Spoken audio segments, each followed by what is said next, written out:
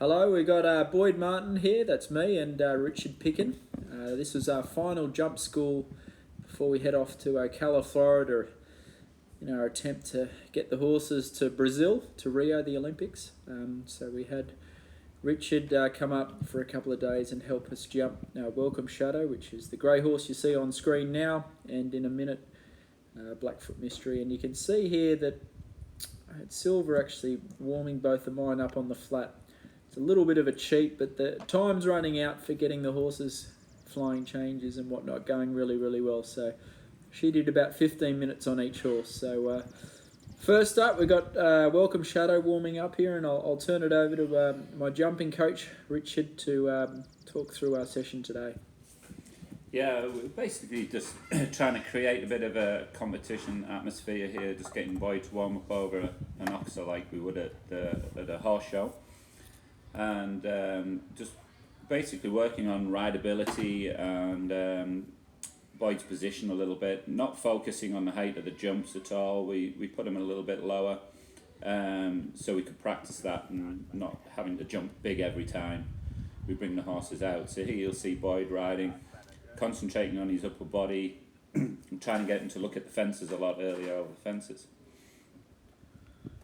You can see before I've got a good bunch of staff working for me, but one of the things the working students struggle with is putting the old finger over the lens cap. But luckily whoever's doing videography had figured out that the finger doesn't go over the lens cap. Welcome Shadow's been in fantastic form. She her last two events, which were Jersey Fresh, where she came a close second, and then at Great Meadow, where she was on the Nations Cup team. She showed up clear both times, so she's a very good jumper. And I think here Richard just started having us go around a bit of a course, and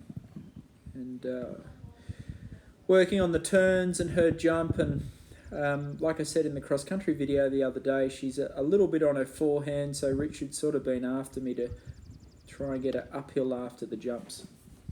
Yeah, just get Boyd to ride her through the corners more, collect a little quicker after the fence, and you'll see here she's becoming a lot more relaxed through her triple combinations. She used to be quite quick and quite flat, and now we're starting getting her to hold a jump and be a bit more patient through the combinations.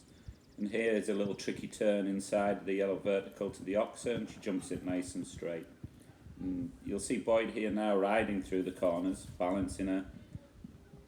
And then after the fence as well, again, getting her off the forehand, a little lighter in the bridle. Still gets a little bit aggressive to the fence. Sometimes you'll see guys where she speeds up and quickens the last two strides, and it's getting less and less. She used to do that pretty much every fence, and it's a little bit of a panic or a little bit of her being too keen. But there she finished the last treble quite nicely.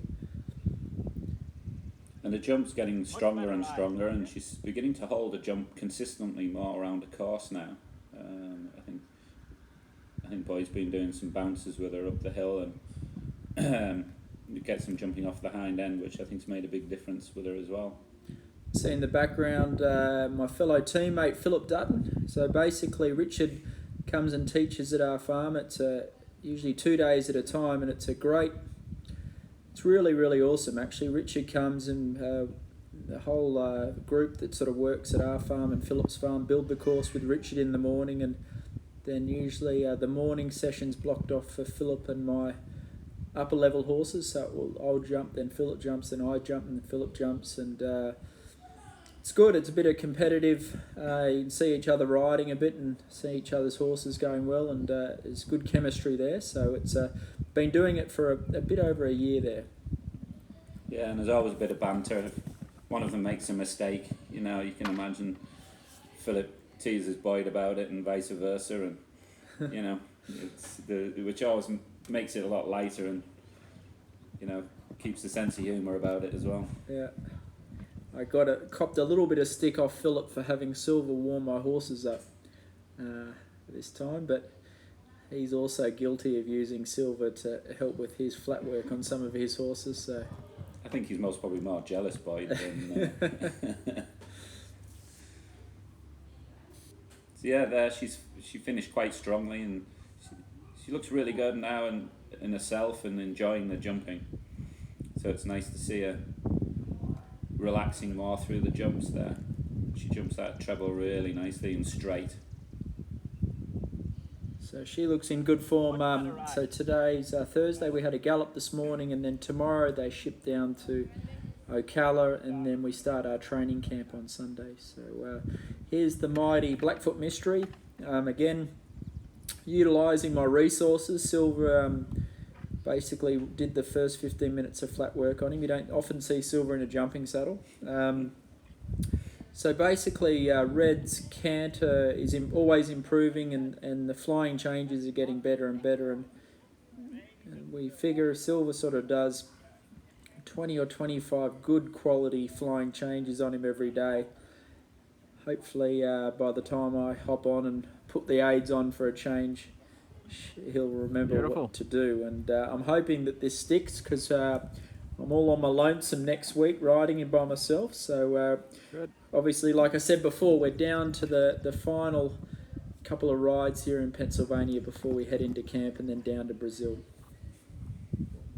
Yeah, again here we got Boyd warming up and over a little oxer there, and then we put some little guide rails in just to keep him straight and try and keep him straight in his jump. And you can see there he's really straight, even with his front legs and even behind. Seemed to kick him up in the air a bit.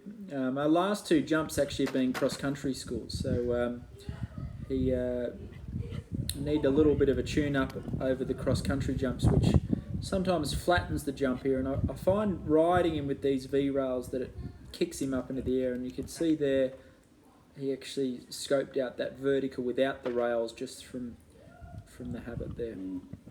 And again, we're jumping him at quite a bit lower than we normally would for a jump school before an event, basically because we don't want to sicken the horse from jumping, always making him work too hard, and so it has to be a bit of fun as well. But we can work a lot on the rideability, because we know he has the jump, and the rideability will help with his technique. So he has a few little taps as he goes around, but I'm not worried about that.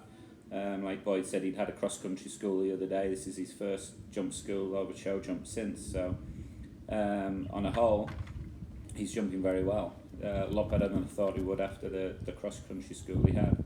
So I've got to say, we've been working with him for a year, and one thing I think he has come along with is he used to get quite fussy with his mouth, especially on the turns. And one thing Richard's sort of been very, very particular with is of these short rollback turns that Red sort of stays on, consistent in the bridle and balanced and looking for the fence and trying to keep the rideability smooth. And I felt like it's improving. It still needs to improve a bit more. Every now and then you'll see Red get a bit aggressive with his head carriage, but on the whole it's getting better and better. And I suppose that's the good thing with practicing courses like this, is you actually more working on between the jumps than the actual jumps. And as you can see there, we took the German martingale off him to have a jump around, and he's been quite good through the corners. You can see there his head still, and he's not fighting Boyd through the corner. Well, that's our last video from here in Pennsylvania. I'm sure I'll be bored down in Ocala next week, so we'll probably do a dressage or jumping one down there. But until then, thank you all for supporting the fan club, and thank you, Richard, for the wonderful coaching.